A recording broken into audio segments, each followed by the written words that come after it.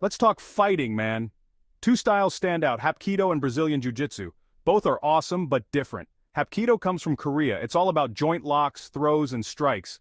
Imagine redirecting an attacker's energy against them. That's Hapkido. BJJ, on the other hand, is a grappling art from Brazil. It focuses on taking the fight to the ground. Think submissions, chokes, and controlling your opponent. Both styles are effective, but they excel in different areas. Let's break it down. Hapkido is about speed and agility. Practitioners focus on moving swiftly to outmaneuver their opponents. They use circular movements to deflect attacks and redirect the opponent's energy. This allows them to control the flow of the fight and strike vulnerable points with precision. Picture this: an attacker lunges at you. You sidestep, grab their arm, and slam them to the ground with a wrist lock. That's Hapkido in action. It's about using your opponent's force against them. BJJ or Brazilian Jiu-Jitsu is a ground game. Practitioners aim to take you down and control you on the mat. They use leverage and technique to overpower opponents regardless of size or strength. Imagine being trapped in a triangle choke, gasping for air. That's the power of BJJ. It's about finding the right moment to apply a submission hold and force your opponent to tap out. Both styles have their strengths.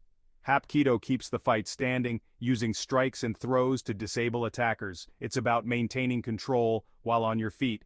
BJJ, on the other hand, takes it to the ground, aiming for submissions and positional dominance. It's about controlling the fight from the ground and using technique to subdue your opponent.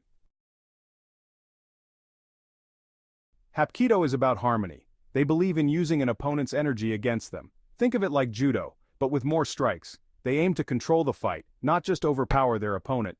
BJJ, on the other hand, is about efficiency. They use leverage and technique to overcome larger opponents. They're not afraid to grind it out on the ground, wearing their opponent down until they secure a submission.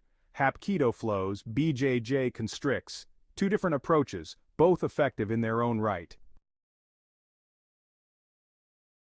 For self-defense, both styles have merit. Hapkido's strikes and joint locks can quickly incapacitate an attacker. BJJ's ground game is ideal for controlling an aggressive opponent. In MMA, BJJ has a proven track record. Fighters like Royce Gracie dominated early UFC events with their ground game. Hapkido, while effective, hasn't seen the same level of success in the octagon.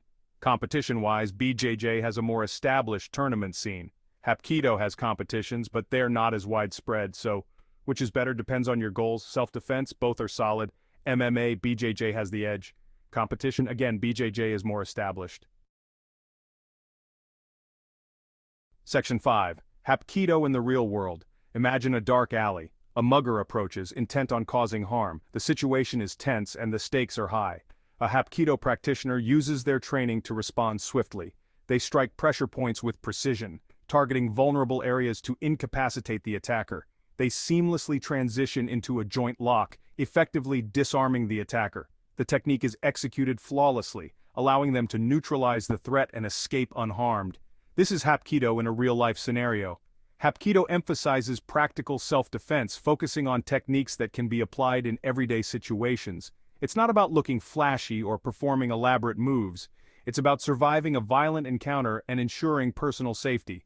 The techniques are direct and brutal, designed to incapacitate an attacker quickly and efficiently. They're designed to end a fight quickly, minimizing the risk of prolonged confrontation. However, Hapkido has its limitations. It doesn't have the same ground game as Brazilian Jiu-Jitsu, which specializes in grappling and submissions on the ground.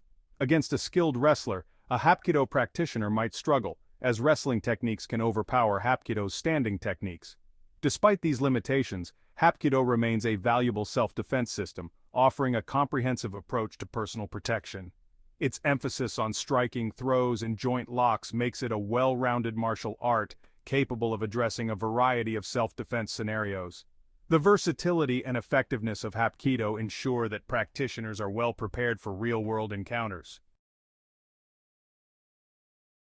Section 6. BJJ in the real world. Picture a bar fight. Things get heated, voices are raised, and tempers flare. Suddenly, a scuffle breaks out. A BJJ practitioner is grabbed from behind. They stay calm, assessing the situation quickly. They use their skills to break the grip, employing a technique they've practiced countless times. They take the fight to the ground, where they have the advantage. The ground is their domain. They secure a dominant position and control the situation, ensuring their safety and neutralizing the threat. BJJ excels in controlling chaotic situations. It brings order to chaos, allowing the practitioner to stay in control. It's about leverage, not strength. Using technique and body mechanics, they can overcome physical disadvantages. This makes it effective for smaller individuals against larger opponents. But BJJ isn't perfect. It has its limitations. It lacks the striking of Hapkido, which can be crucial in certain situations. Against multiple attackers, a BJJ practitioner might be overwhelmed. The techniques are designed for one-on-one combat. Despite this, BJJ remains a highly effective self-defense system. Its principles of control and leverage are invaluable. Its grappling and ground fighting skills are invaluable in real-life altercations. When the fight goes to the ground, BJJ practitioners have the upper hand. Training in BJJ not only builds physical skills, but also mental resilience.